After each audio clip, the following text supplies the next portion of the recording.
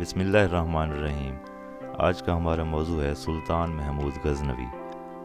سلطان محمود غزنوی 971 میں پیدا ہوئے۔ ان کا پورا نام یمین الدولہ ابو القاسم محمود ابن سبکتگین ہے۔ 997 سے اپنے انتقال تک سلطنت غزنویہ کے حکمران رہے۔ انہوں نے غزنی شہر کو دنیا کے دولت مند ترین شہروں میں تبدیل کیا۔ اس کی وسیع سلطنت میں موجود مکمل افغانستان، ایران اور پاکستان کے کئی حصے اور شمال مغربی بھارت شامل تھا۔ وہ تاریخ اسلامیہ کے پہلے حکمران تھے جنہوں نے سلطان کا لقب اختیار کیا۔ محمود غزنوی 971 میں پیدا ہوا۔ 6 برس کا تھا کہ باپ غزنی کا بادشاہ بنا۔ 15 سال کی عمر میں باپ کے ساتھ جنگوں میں شریک ہونے لگا اور اس کی بہادری اور جرأت کے چرچے ہونے لگے۔ چنانچہ سبکتگین نے اس کو خراسان کا حاکم بنا کر بھیج دیا۔ تعلیم نہایت عمدہ پائی تھی۔ فقہ، حدیث، تفسیر کی کتابیں پڑھیں، قرآن مجید حفظ کیا۔ ابتدائی عمر میں فقہ پر خود ایک کتاب بھی لکھی۔ شمالی ہند کا راجہ جے پال سبکتگین کے زمانے میں 2 دفعہ غزنی پر حملہ کر چکا تھا۔ جب محمود 26 سال کی عمر میں باپ کا جانشین ہوا تو جے پال نے تیسری دفعہ حملہ کر دیا۔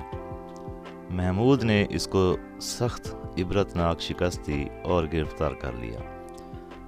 راجہ نے بڑے وعدے وعید کر کے رہائی حاصل کی۔ محمود غزنوی ایک سپہ سالار اور فاتح کی حیثیت ہی سے نہیں بلکہ علم و فن کی سرپرستی کے اعتبار سے بے نظیر حکمران تھا۔ بڑے بڑے عالم اور شاعر اس کے دربار میں موجود تھے۔ فردوسی کی سرپرستی کر کے اس نے شاہ نامے کی تکمیل کرائی۔ غزنی میں بڑے بڑے مدرسے قائم کیے۔ اہل علم کی امداد پر لاکھوں روپیہ سالانہ صرف کرتا۔ وہ نہایت نیک دل مسلمان تھا۔ اس نے کسی کو جبراً مسلمان نہیں بنایا اور کسی کو میدان جنگ کے باہر قتل بھی نہیں کیا۔ 1022 عیسوی میں محمود غزنوی نے پنجاب کو اپنی سلطنت میں شامل کر لیا۔ بت شکن سلطان محمود غزنوی اسلامی تاریخ کا ایسا درخشندہ ستارہ ہے جس پر بجا طور پر بر صغیر کے مسلمان فخر کرتے ہیں۔